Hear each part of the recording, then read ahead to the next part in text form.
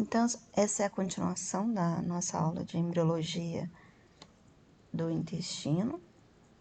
Na verdade, a gente começou com a embriologia do esôfago para frente e agora a gente continua com os derivados do intestino médio. O duodeno já foi falado, né? O intestino médio vai originar a maior parte do duodeno, intestino delgado e todo o que vem distalmente até mais ou menos, né, a metade do colo transverso. Na verdade, até mais ou menos 2/3 do colo transverso. Então, a gente tem a continuação e a gente vai ver aqui que tem que ter um pouquinho mais de imaginação na hora que for estudar isso aqui, porque tem que ter uma noção de terceira dimensão, imaginar a rotação de intestino, mas não é tão difícil assim. Só é um pouquinho mais complexo em relação ao que a gente viu até agora. Então, o que o intestino vai fazer? Essa parte é simples, ó.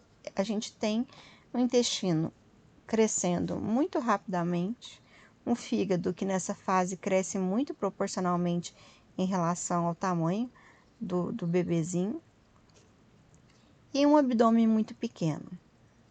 Então, o que a gente vai ter nessa fase? Uma hérnia umbilical fisiológica. Todo mundo teve hérnia umbilical, né, nessa fase, na 6ª semana. Então, o que vai acontecer? Por falta de espaço, o intestino vai ser obrigado a se herniar para dentro do saco vitelino, do cordão umbilical mesmo, né? Que está em formação. Então, aqui é o que a gente vai observar. Assim, ele ganha espaço, ele vai tendo tempo enquanto o corpinho vai crescer para ele retornar. Enquanto ele está ali, ele pode crescer, rodar e se desenvolver. E aí depois ele vai retornar. Lá pela 10ª semana ele retorna já se posicionando na maneira correta, né? Pelo menos na maioria das vezes. Então, olha que interessante, né? A gente tem aqui, nessa fase, a gente tem o intestino médio, então, na verdade, ele é só uma alcinha, né? Tipo um grampinho de cabelo. E aí, tem uma porção cranial, ou cefálica, e uma porção distal, né? Então, essa porção distal e essa porção cranial, elas estão aqui em torno de um eixo imaginário que vai passar justo na artéria mesentérica, né? Então, na artéria mesentérica superior, ela vai servir como uma referência para a gente entender tudo que vai acontecer. Lembrando que eu tenho aqui um ducto que se conecta aqui com o intestino médio, que chama ducto ónfalo-mesentérico, tá? E ele é fixo aqui. E ele tá em comunicação ainda aqui, tá vendo? Então, olha, a gente tem aqui um mesentério, que ainda é relativamente curto. A artéria mesentérica superior está nesse mesentério. E aqui está o eixo de referência para tudo que a gente vai ver. Então, a gente tem uma alça cranial e uma alça caudal ou distal. E essa foto é bem bonitinha, mostra aqui o cordão umbilical, bem bonitinho. E a hérnia fisiológica, a gente tá vendo, ó, o abdômen é muito pequeno, olha o tamanho do fígado, né? Essa é a sombra do fígado. E aqui, então, o intestino acha espaço aqui dentro do cordão umbilical para crescer e se desenvolver por cerca de 3 a 4 semanas até ele poder retornar.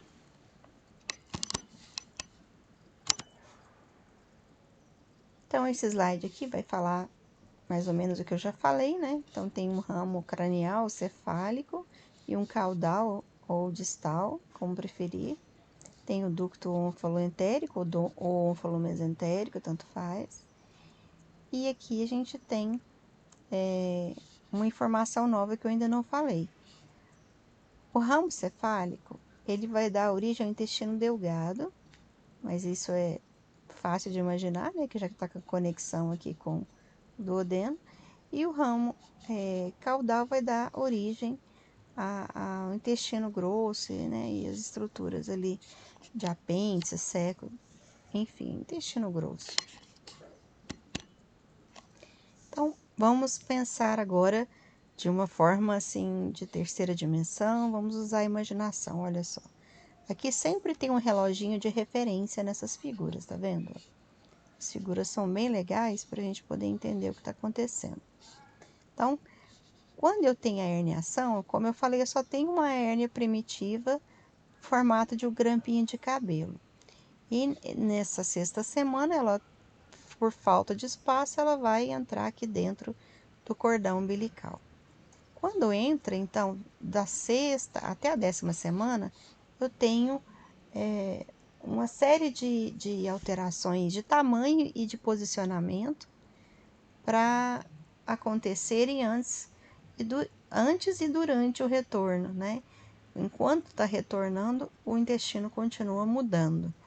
Então, inicialmente, ó, eu tenho a fase inicial que eu já descrevi, e aqui eu tenho agora uma fase mais posterior, em que eu já tenho, ó, em amarelinho, eu tô vendo aqui, ó, a alça cranial, tá? Então, observa que ela tá aqui, é essa alça aqui. Olhando aqui no eixo da artéria mesentérica, né? Então, aqui tá a artéria mesentérica superior. Quando eu tenho uma rotação, a primeira rotação, ela é de 90 graus. E o que vai acontecer? O que estava em cima fica à direita e o que estava embaixo fica à esquerda. Ou seja, o que era cranial fica à direita, o que era caudal fica à esquerda. E aqui eu já vejo a formação de uma forma espiralada. Então surgem essas ondulações e isso só acontece no delgado. O grosso continua retilíneo. Ele vai ficando cada vez mais espiralado para se alongar, né? Esse aqui ele fica retilíneo, ele cresce, ele se alonga, mas ele não vai espiralar. Então, primeira rotação, como eu falei, uma fica do lado direito, outra do lado esquerdo. Próxima rotação, mais 90 graus, né? Na verdade, ele fez o 180 aqui direto, né? Então, que... Ah, não, tá aqui, pulei essa aqui, não sei como. Ponto cego. Então, vamos mais 90 graus. Com mais 90 graus, eu vou ter o que era intestino delgado embaixo e o que era intestino grosso querendo ficar em cima já, ó, tá indo para cima. Então, ó, aquela alcinha, essa, agora tá embaixo e toda espiralada.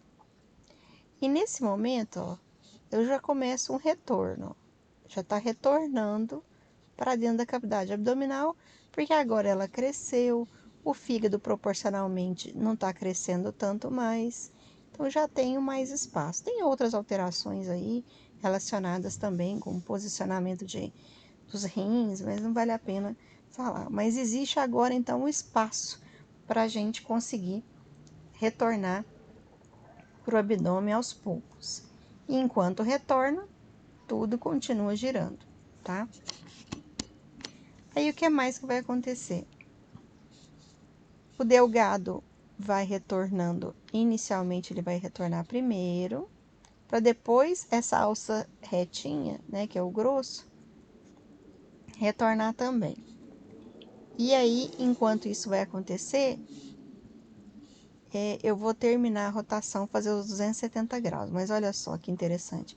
Aqui aqui nessa fase, eu já tenho divertículo secal, ou seja, o futuro seco. Vamos usar ele de referência para a gente entender o que vai acontecer.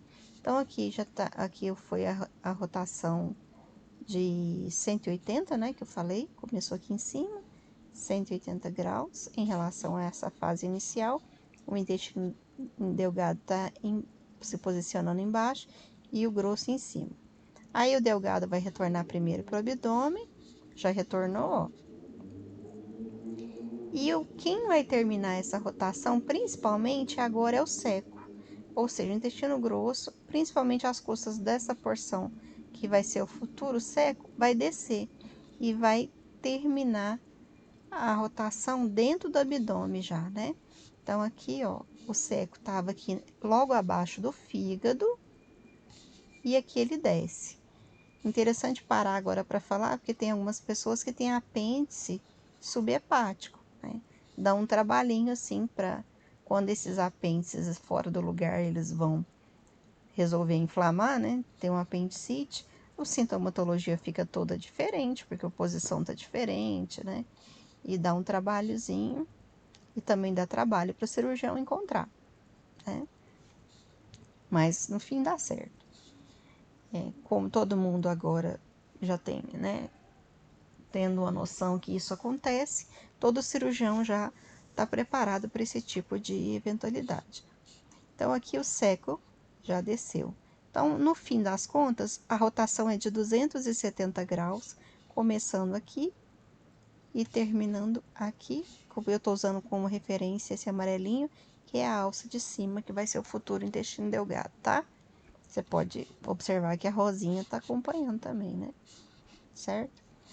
Então, agora eu tenho o intestino na posição certa e tudo voltou. Assim como eu posso ter um apêndice que para nessa região aqui, eu posso ter alterações variadas em relação a esse retorno. Pode retornar tudo fora do lugar, pode passar uma alça dentro do mesentério da outra e gerar, assim, malformações de posicionamento bem complicadas que podem gerar torção, tá? Então vocês já podem imaginar várias alterações de posicionamento e rotação de intestino. Às vezes o intestino fica bem trocado de lugar, sabe? O intestino grosso não está onde se espera, enfim, muitas coisas podem acontecer. Você pode imaginar como que é a embriologia, né? Vocês já estão acostumados que tudo que dá errado em embriologia, às vezes é uma coisa mínima, né? De recanalização que dá errado. Imagina numa situação dessa em que uma sequência tão complexa de coisas acontece. Então, muita coisa pode dar errado. Inclusive o não retorno das alças, né? As alças podem se manter aqui dentro. Eu não estou falando de uma simples hérnia umbilical, aquelas pequenininhas do tamanho de uma moedinha, não. Estou falando de um intestino para fora mesmo, né? Então, por fim, o seco desce ocupando sua posição usual. Isso aqui só está repetindo uma foto em melhor definição também, né?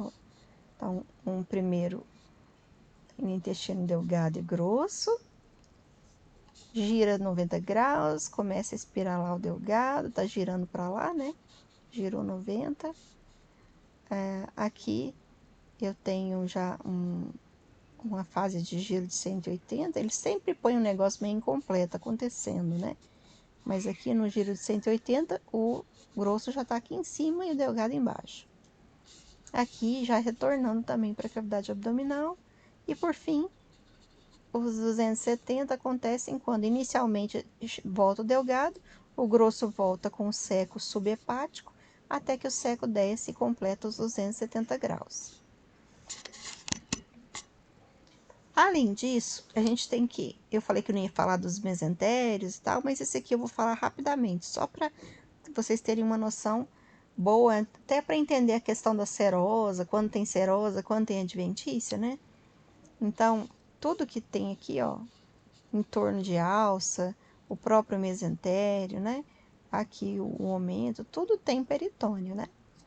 E nessa fase, você pode imaginar, olha, todo solto, o intestino todo cheio, o mesentério longo, ele fica longo aqui agora, e ele volta junto com o intestino. Então, todo tem mesentério aqui nessa fase, que acabou de chegar, acabou de retornar.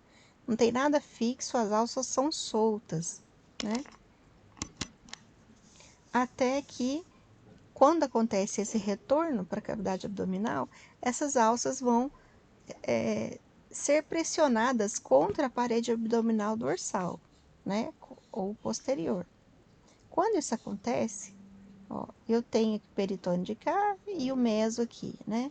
Então, o colo descendente tinha um meso, o colo ascendente tinha um meso, e aí eles vão se pressionar contra a parede posterior e vai acontecer o quê? A fusão. Então, funde e aí só a parte anterior do colo ascendente e descendente vão ter o que? Peritônio. Aqui já é adventícia, não tem serosa. Peritônio é a serosa, né? Então, aqui tá a adventícia ou peritônio. E o delgado mantém, né, os mesos. E aqui, deixa eu ver o que mais. Aqui só mostra também que acontecem outras alterações, aquela fase de rotação de pâncreas, fusão dos dois brotamentos, né, os brotos pancreáticos. Também é nessa fase, os intestinos, quando retornam, empurram, né, o pâncreas, ajudando ainda mais a tornar ele retroperitoneal. A maior parte do duodeno também, né, fica retroperitoneal junto com o pâncreas. E aqui a gente vê que até o momento maior, né, ele era, na verdade, ó, dividido, tinha um recesso aqui dentro, as camadas não eram fundidas, e aí passam a ser fundidas. Então, esse retorno das alças para a cavidade abdominal gera uma série de alterações, né? E aqui eu tô falando bem resumidamente. A partir daí, o colo ascendente, o colo descendente, né? Tirando o sigmoide, né? Fica fixo, né? Na parede abdominal. Então, fica parcialmente recoberto por peritônio apenas, só na parte anterior. A parte posterior vai ter adventícia, então, e não serosa, né? Que mais? Acho que esse slide é isso. Agora, em relação ao seco e apêndice, né? A gente lembra que tá aqui. O divertículo secal aparece de uma forma bem precoce aqui, ainda quando eu tenho a hérnia fisiológica umbilical. E quando já retorna para o abdômen, ele já tem a formação desse dedinho de luva, que é o apêndice, né? É como se fosse um divertículo. E aí eu tenho a formação de uma estrutura mais delgada, que tem as mesmas camadas que tem no intestino grosso, né? Mas com as características do apêndice, né? Que tem a peculiaridade de ter folículos linfóides bem desenvolvidos.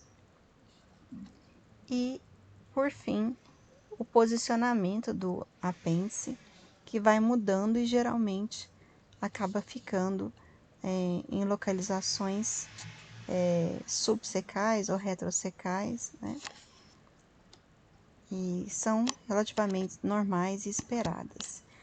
A gente tem aqui nessa imagem algumas posições, né? Quando a gente tem algum problema naquela retorno do intestino grosso, da hérnia fisiológica para o abdômen, eu posso não completar a rotação, como é o caso do seco ficar em alguma dessas posições aqui, desde subhepático até em alguma das posições da descida em que ele deveria estar aqui, né?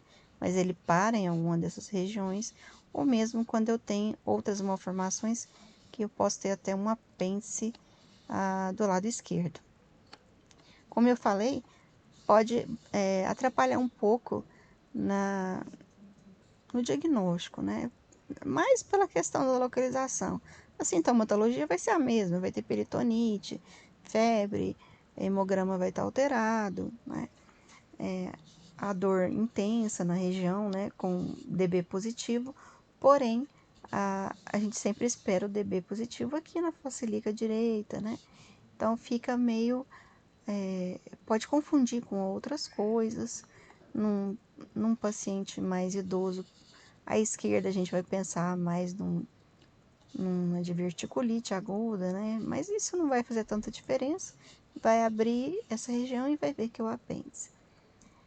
Mas na mulher, por exemplo, pode confundir um pouco também com questões ginecológicas, né? Salpingite, ruptura de tuba por prenhez tubária, enfim. Então dá uma bagunçadinha no que a gente espera, né? No nosso raciocínio clínico, mas acaba sendo A sintomatologia em si não vai variar muito, só vai confundir a posição dele. E aqui a gente tem, né, algumas posições que ele pode ter, mesmo pensando não na posição do seco, mas só do apêndice. Então, mesmo quando o seco está na sua posição, eu tenho todas essas possibilidades, né? Retrocecal, subsecal principalmente, e outras pré-ileal, pós-ileal, pélvico, né? Bem próximo, assim, no caso da mulher, bem próximo à tuba uterina, quando é assim, ao ovário também. Enfim, é tranquilo a questão do apêndice.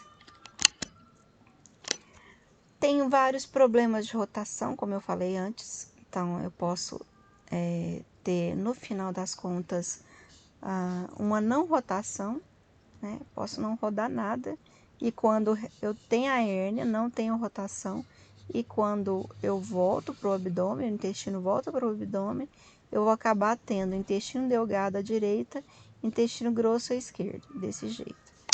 Pode não causar grandes problemas, né? Pode não ser, às vezes nem é conhecido até ter algum problema, até o paciente fazer algum exame ou, sei lá, de repente tiver que operar alguma coisa e descobre. Agora, essas outras alterações aqui são mais complicadas, né? Porque eu posso ter, por exemplo, a formação de um vôvulo, né? Uma torção. E aí, é claro que se acontecer essa torção, se acontecer uma torção que não chega a causar oclusão total, né, da perfusão, eu posso ter uma isquemia parcial, subdesenvolvimento de alça, mas essa torção pode acontecer depois, né, depois do nascimento ou mesmo na vida adulta, por ter uma má rotação, em algum momento essa alteração de posição gera o vôvulo, né, e várias outras posições. Olha, por exemplo, aqui nessa rotação, eu tenho, quando roda para o outro lado, por exemplo, em vez de rodar para o lado certo, roda, em vez de ser anti-horário, gira para o sentido horário, eu posso ter a artéria mesentérica superior comprimindo o cólon transverso, né? Aqui é o apêndice subhepático, quando o seco não desce, né? O seco subhepático. Eu posso, na hora de voltar, também formar uma bolsa de mesentério, e aí as alças intestinais ficam todas aqui dentro, presas, né? De uma bolsa que se forma dentro do mesentério. Posso ter também um intestino grosso passando dessa forma, estrangulando parte do intestino delgado. Enfim, são várias as possibilidades, né? Isso aqui é bem interessante, não é raro aparecer, né? E geralmente toda faculdade tem um desses para mostrar tanto na anatomia quanto também lá na patologia, né? Então, é o divertículo de Meckel ou divertículo ileal. Como eu falei, ele não é tão incomum, né? De 2 a 4%. Geralmente é assintomático, né? A pessoa nem sabe que tem. Mais comum em homens, né? E ele, o que é o divertículo? Lembra do ducto ónfalo-entérico ou ónfalo-mesentérico? Esse aqui, ó. Esse ducto aqui. Então, quando esse ducto ele não oblitera totalmente, eu posso ter a formação desse divertículo. Como que é isso? O divertículo de Meckel, ele, na verdade, olha só, quando a gente pega e lembra que a gente tem aqui uma comunicação, lembra? Entre o intestino com o saco vitelino, lá naquela fase mais precoce, e isso se mantém por um tempo através de um ducto ónfalo-entérico, a gente entende por que isso acontece. Vamos retornar aqui. bem no comecinho, ó. Então, como eu já falei, tem um ducto onfaloentérico. Lembra que ele se comunicava com o saco vitelino? Aqui. Nossa, eu vou ter que voltar muito. Ai, nossa, peraí. Aqui. Então, quando a gente tem aquele dobramento, né? A gente tem a formação do intestino primitivo. Aqui tá o saco vitelino e aqui tá o ducto vitelino, o ducto onfaloentérico, né? Então, é esse ducto que eu tô falando. Aqui mostra ele de novo, ó. Então, ele vai passar aqui por dentro do cordão umbilical e ele vai comunicar o intestino, né, com o saco vitelino. Então, ele se chama ducto vitelino ou ducto onfaloentérico. Quando esse ducto vitelino ou ducto onfaloentérico, né, ele persiste, né, então eu vou ter a formação desse divertículo. Tem várias formas de persistir, né? Então, quando essa persistência é parcial, que é quando a gente tem aqui, ó, parte do ducto onfaloentérico fica aberta e a parte distal se conecta com o umbigo, fica obliterada, eu tenho divertículo de Meckel. Então, esse é o divertículo ileal ou de Meckel, onde ele fica mais ou menos a uns 50 centímetros da válvula iliocecal, na face antimesentérica do ilho. Essa é a frase que você decora para sempre. Então, o mesentério está de cá, ele fica na face antimesentérica do ilho. Então, ele é tranquilo, ele é assintomático, a menos que haja algum tecido ectópico aqui. Pode ser tecido pancreático, pode ser tecido gástrico. Aí, por exemplo, se tiver tecido gástrico, imagina que um tecido compatível com, por exemplo, fundo gástrico, né, secretando HCl. Então, pode formar uma úlcera, pode inflamar, igualzinho um apêndice, né? Inflama ou mesmo ulcera a ponto de até perfurar. Então, é uma emergência, acaba sendo uma emergência clínica nesses raros casos em que isso acontece. A maioria de quem tem divertículo vai ser assintomático. Mas eu conheço o filho de uma conhecida minha, tinha uns 5 aninhos de idade, teve um quadro de abdômen agudo e era um divertículo de Meckel que inflamou. E no final deu tudo certo, né? A cirurgia correu bem. Então, o cirurgião pediátrico esbarra com muita frequência nesse tipo de quadro clínico.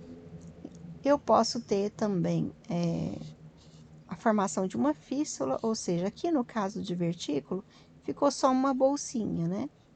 Tipo um divertículo mesmo. Aqui tá obliterado. Agora, e se ficar tudo aberto, ou seja, o ducto onfaloentérico ficou totalmente aberto, pérvio, eu vou ter uma fístula onfaloentérica. E aí eu posso ter a saída de fezes pela cicatriz umbilical. Posso formar cistos também, que é quando eu tenho, por exemplo, fecho aqui, oblitera, aqui fica pérvio, aqui oblitera também. Então, forma um cistinho. Esse cisto pode crescer à medida que eu posso secretar aqui dentro alguma substância. Ele vai depender do tipo de epitélio que vai ter aqui, se vai ser intestinal mesmo, se vai ser gástrico, né?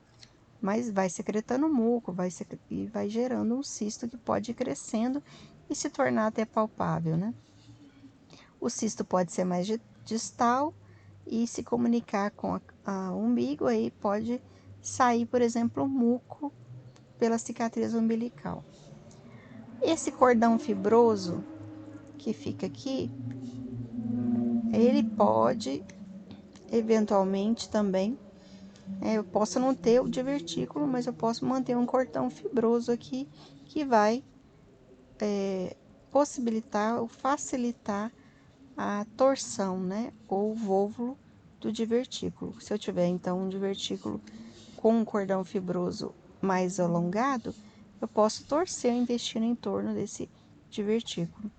E eu também posso ter uma persistência da artéria vitelina aqui. São várias as possibilidades. E aqui mostra, né, um divertículo de Meckel. Esse não inflamou, mas esse aqui, olha, chegou a necrosar. Então parece que ele torceu, né, e sofreu um infarto que a gente chama de infarto vermelho, que é um tipo de necrose que geralmente acontece nos intestinos. A onfalocele já é uma situação ainda mais, muito mais grave, aliás, né? Que um divertículo. Nossa, 1000 vezes mais grave. É rara, felizmente. Eu vi um caso quando eu estava no internato. E aqui a gente vê que as alças não retornaram. Então, o que aconteceu? A hérnia umbilical, né, fisiológica, acabou ficando persistente. Então, geralmente, pode ser por uma falha do fechamento da parede, né? Lembrando que a parede vai se fechando, né? Aqui na face medial. E se não se fechar direito, eu tenho as alças intestinais se projetando aqui para dentro do cordão umbilical. Assim, eu vou falar para vocês, é ruim, mas ainda tem jeito de ser pior, né? Então, aqui, o que eles vão fazer? Você vê que tem aqui, ó, tem uma espécie de uma membrana, né? Então, a gente tá vendo por transparência aqui as alças. Aqui eu tenho pele. Então, vão passando, isso eu tô falando do que eu lembro, isso faz tempo, né? Eu não estou atualizada. Mas eu lembro que eles passavam iodo, e o iodo causava uma espécie de reação inflamatória que gerava um espessamento dessa membrana. E isso ajudava a proteger. Quanto mais espessa, menor a chance de perfurar, porque pelo menos assim eu tenho alguma proteção maior, né? Claro que isso aqui tem que ser sempre muito bem cuidado, muito limpo, porque não é uma cirurgia de correção imediata, é impossível. Não tem espaço no abdômen, né? Então, que eles vão enfaixando essa onfalocele aqui, fazendo pressão para que as alças tentem entrar pela pressão, e isso obriga a barriguinha a crescer, porque o bebê não nasce com o abdômen com tamanho suficiente. Então, eu lembro que eles enfaixavam apertado, claro que não pode apertar demais, né? Mas uma pressão boa que forçava as alças aqui para dentro. E isso vai se manter com o tempo até que, de certa forma, exista espaço e pele também suficiente nesse abdômen. Eu acho que devem ter desenvolvido alguma outra técnica também para ajudar nesses 20 anos, né, que eu vi esse caso, porque não é tão infrequente assim, tanto é que eu vi um caso. Hérnia umbilical já é mais tranquilo, mais comum. Também a falha do fechamento, mas uma falha bem pequena ali na região da linha alba, né? E eu tenho pele subcutânea, mas eu não tenho ali a presença de músculo, né? Então eu tenho a saída, às vezes sai um pouquinho de gordurinha só, ou às vezes sai também um pouco de intestino aqui para a região da cicatriz umbilical. Essa tá bem grande, possivelmente eu creio que vai precisar, né, de cirurgia. Mas tem umas menores que elas regridem espontaneamente, né? Acaba havendo fechamento. Isso aqui que eu falo que é pior, né? Pior. Desculpa. Então, isso aqui é um pouquinho pior. Eu tive que parar a gravação por causa das minhas cachorras, para variar. Então, a gastrosquise, ela é pior que a onfalocele. É também uma abertura da parede, né? Geralmente não é no plano mediano, é lateral, geralmente do lado direito. Então, não vai ter envolvendo a cicatriz umbilical. A causa é desconhecida, acredita-se que pode, às vezes, por ser por um trauma, uma ruptura mesmo da parede abdominal na fase gestacional, mas a gente não sabe exatamente a causa. E aí o intestino vai sair todinho para fora e fica ali banhado pelo líquido amniótico. Dá para fazer o diagnóstico por ultrassom. E eu vi um caso também, mas eu não vi o bebê. Eu só vi a mãe. E eu lembro que ela era muito, muito jovem. E eu perguntei se ela tinha, eu estava internado também. Eu perguntei se ela tinha algum problema. E o bebê estava tudo bem, né? Aí ela me entregou o cartão lá do pré-natal. E eu fui conversando, né? Eu falei, tudo bem com a gestação? Não teve, tá tomando remédio e tal? E ela, não, tudo bem, tudo bem. Tava ela e a mãe dela. E as duas falando, não, tá tudo bem, tudo bem. E aí eu fui discutir com um residente da GO lá. E tava escrito na lateral, assim, de baixo para cima, no cartão, com a letra meio feia, assim, eu custei a ler, e tava gastrosquise. Aí eu falei, nossa, tem uma palavra aqui, o que é isso? Gastrosquise. Nossa, mas esse residente ficou louco, né? Porque ele ficou apavorado. Ele era R1 e o R2 estava ocupado. E ele falou, no quê? Mandaram uma gastrosquise. Aí ele falou assim, essa mãe falou que não tem nada de errado com o bebê dela. Então foi meio tenso, porque, se não me engano, tava sem vaga no berçário e era bem tenso, eu não sabia o que fazia. Eu acho que no fim a gente acabou transferindo porque não tinha vaga, eu não me lembro. Porque realmente é um bebê que pode, primeiro tem que ser cesárea, né? E pelo menos a informação que eu tinha é essa, né? Imagina um parto normal disso aqui também. Bem complicado, pode romper. Então, cesariana e eventualmente esse bebê pode ter outras malformações, né? Frequentemente os bebês têm mais de uma malformação. Então, além de poder ser uma cesárea complicada, com ruptura e evolução para infecção, então, precisaria com certeza de uma vaga até uma UTI pediátrica. E ele podia ter outras malformações, né? Podia ter hipoplasias, enfim, alguma coisa que necessitasse de intubação. E aí é complicado. Mas aqui mostra um bebezinho que tinha algo até meio engraçado. Essa cicatriz tá bem alta, né? Mas é um bebezinho que ficou bem, apesar de ter nascido com essa malformação bem grave. Agora a gente vai ver os derivados do intestino posterior. No intestino posterior a gente vai ter então mais ou menos metade do colo transverso, um terço do colo transverso distal, colo descendente, sigmoide, reto e uma parte do canal anal. Então, a gente tem que lembrar da cloaca agora. O que é a cloaca, né? Seria o final, né, do intestino posterior. Então, aqui tá intestino médio, intestino posterior, e o finalzinho dele é a cloaca. Lembrando que ele termina, né? O intestino posterior termina em fundo cego e tem uma comunicação com a lantoide. Então, aqui a gente tem uma cavidade logicamente revestida pelo endoderma, já que faz parte do intestino primitivo, e tem uma membrana que a gente chama de membrana cloacal, né? Que vai ter tanto endoderma como ectoderma, né? E essa membrana cloacal, ela vai ter o endoderma da cloaca e o ectoderma vem do proctodeu. Então, aqui a membrana cloacal, deixa eu ver se tem uma foto melhor. Aqui. Então, tem aqui a membrana cloacal, né? Então, o intestino posterior, ele é fechadinho no começo.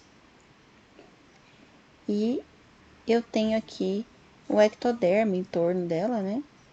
que é o ectoderma do proctodeu. E a gente já está imaginando, né? Acho que vocês já estão imaginando que tem justamente aquela pele, né, da região perianal. Então, tem uma separaçãozinha aqui de formação que a gente vai ver. Então, o que a gente tem?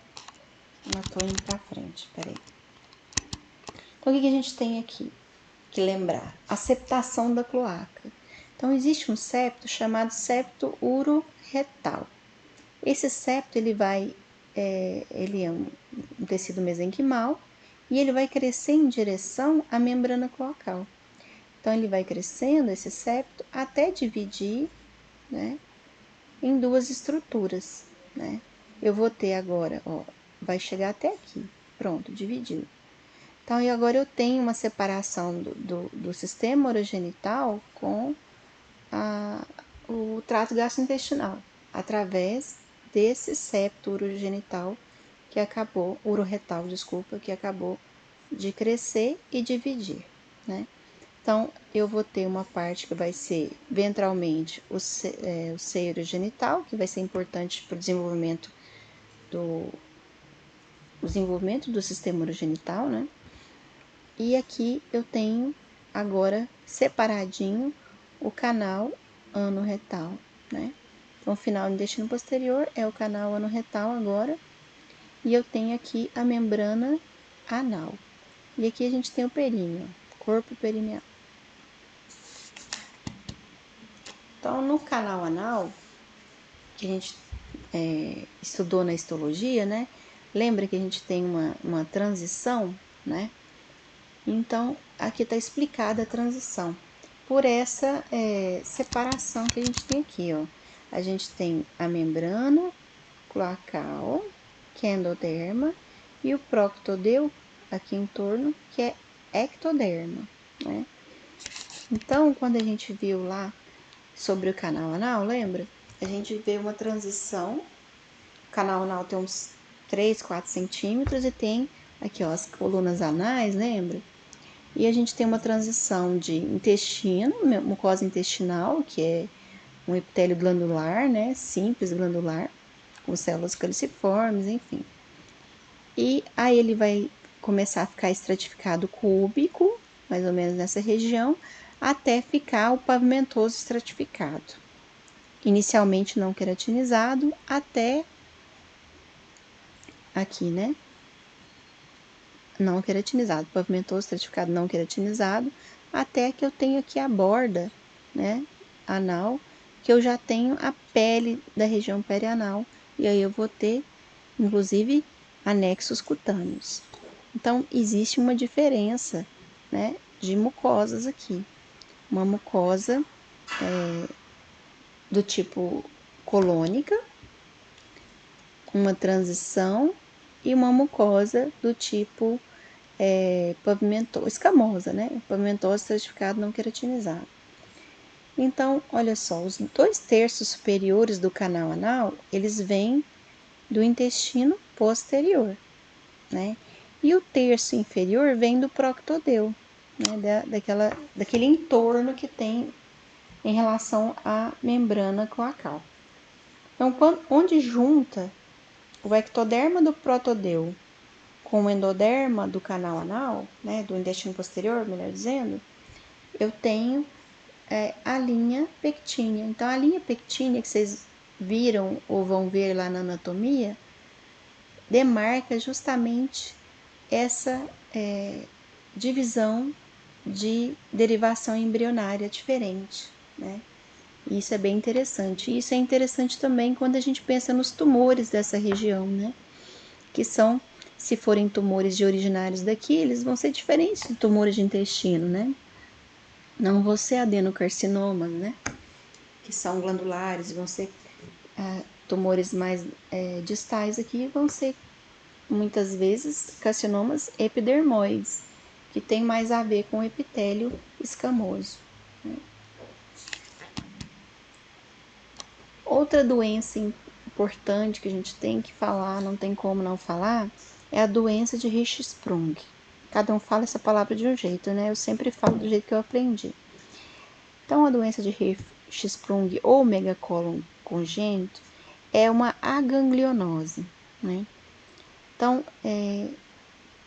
essa criança vai nascer sem os neurônios ali da camada do plexo de Auerbach, certo? Então, gente, continuando aqui, eu tive que parar de novo.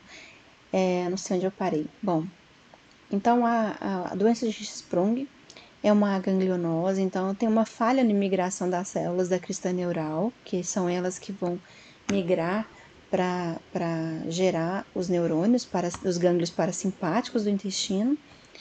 Então, nas porções geralmente distais, muito raro pegar o colo inteiro, tá? Então, pega reto e parte do sigmoide, na maioria das vezes. Então, o que vai acontecer?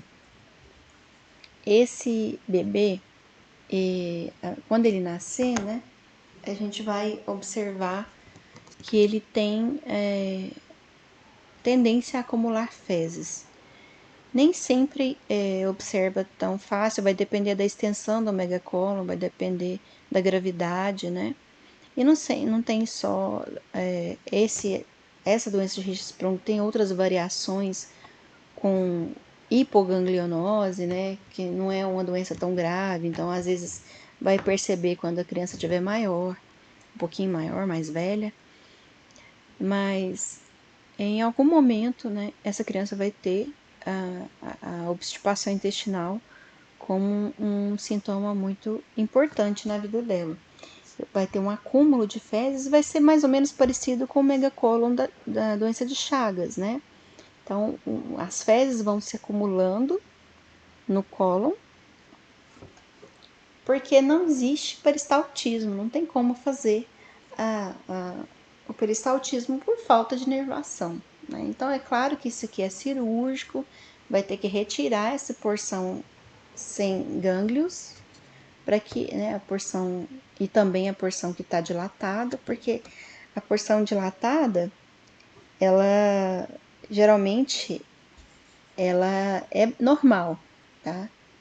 A porção estreita é onde tem a ganglionose.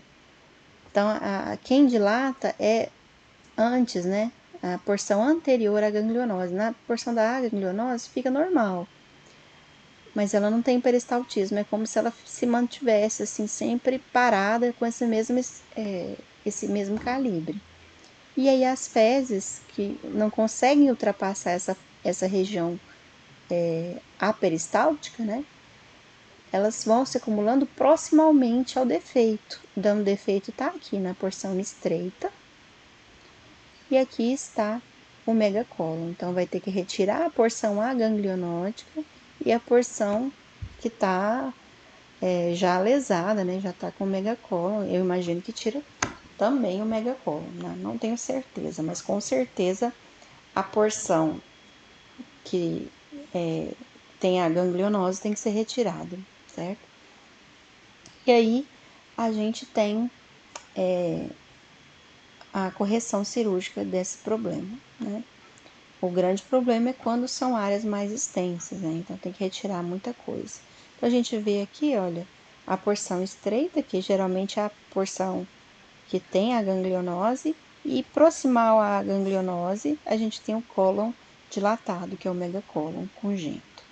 Então veja só a quantidade de fezes, né? O abdômen fica muito protuberante, né? Fica globoso. Você palpa a massa, né? Que a gente percebe que são fezes.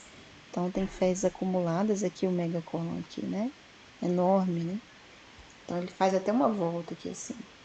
Então tudo isso, e quanto mais demorar, é claro, a fazer o diagnóstico, mais porções, mais fezes vai acumulando, mais porções vão se dilatando, né? Então, doença de Hirschsprung. Uma a cada 5.000, mais comum em meninos. E esse caso eu nunca vi um caso enquanto eu fiz internato, enquanto eu estive na faculdade eu não vi, mas eu vi várias lâminas, né? Então, não sei se porque eu fiz residência em Uberaba e lá tem a doutora Sheila que estuda muito isso. Então, ia muito caso para lá, muita biópsia para lá. Talvez por isso, né? Que fosse uma amostra meio viciada. Então a gente via até com bastante frequência. E a gente tem, claro, se tem um septo que se forma, eu tenho sempre a possibilidade do septo se formar de forma incorreta ou não se formar, né? Então, quais são as malformações anorretais que a gente tem? A gente pode ter uma cloaca persistente, em que eu não consigo, eu não tenho uma separação, né? Eu tenho um orifício único aqui, que é o orifício único, né? Por onde eu tenho, e nesse orifício desemboca reto, desemboca útero e uretra, né? Então, é uma possibilidade, já que o septo não se formou completamente. Aqui eu tenho a possibilidade também de uma estenose anal, então é um problema no canal anal, e em alguma região, e pode ser tanto na região derivada do intestino primitivo quanto do proctodeu. Eu tenho uma fosseta anal persistente, porque tem aquela membrana anal, né? E aí eu tenho essa membrana anal com uma pele em cima, e aí fica uma membraninha, na verdade, não é uma pele, né? A pele seria o ânus imperfurado, cadê ele? Bom, enfim, vamos ver cada um aos poucos. Então, aqui eu tenho, então, uma membrana que persiste, e aí, nesse caso, é tranquilo de resolver, tá? Aqui eu tenho o reto, mas aí o reto não vai se abrir na fosseta anal, que seria o local, né, que a gente tem, ó, ali do proctodeu, onde o intestino primitivo tem que se conectar e formar o ânus, né? Aqui eu tenho a fosseta fechada, mas eu tenho uma fístula na região do períneo, né? Então, começa a sair fezes por um orifício do períneo e o ânus está imperfurado. Aqui eu tenho também o ânus imperfurado. E, aqui é a mesma coisa, né? Só que aqui é um menino e aqui é a menina. Né? Aí eu tenho no sexo masculino e feminino, certo? Aqui também, aqui, vamos ver aqui, outro ânus imperfurado, com um reto aqui em fundo cego e uma fístula reto-vaginal. Pode ser também, né? Posso comunicar com a vagina. Aí vai sair fezes pela vagina no bebê. Eu tenho ânus imperfurado com reto e fístula uretral. Pensa aqui no menino, aí sai fezes pela uretra. Eu tenho atresia retal, às vezes tem tem a formação do canal anal, mas, né, então você vai colocar o dedo, ele tem um canal anal, mas ele não se comunica com a porção distal do intestino grosso. E tem também um reto proximal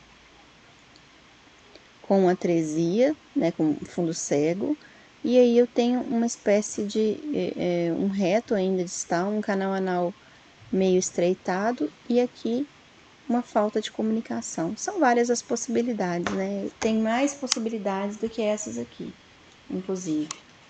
Todas derivadas de um septo uroretal mal desenvolvido. Então, aqui tem um ânus imperfurado, né? Então, um ânus imperfurado, e muitas vezes ele vai estar presente com outras malformações associadas, geralmente fístulas, como a gente viu aqui, né? Então, todos esses ânus aqui são imperfurados, ó, e algumas vezes tem fístulas perineais, retovaginais, retouretrais, e quando tá tudo normal e só o ânus que não é imperfurado, é fácil de resolver, né? Só fazer uma cirurgia mais simples. Mas esses aqui já são bem mais complicados de resolver. E é isso, gente. Muito obrigada e até mais.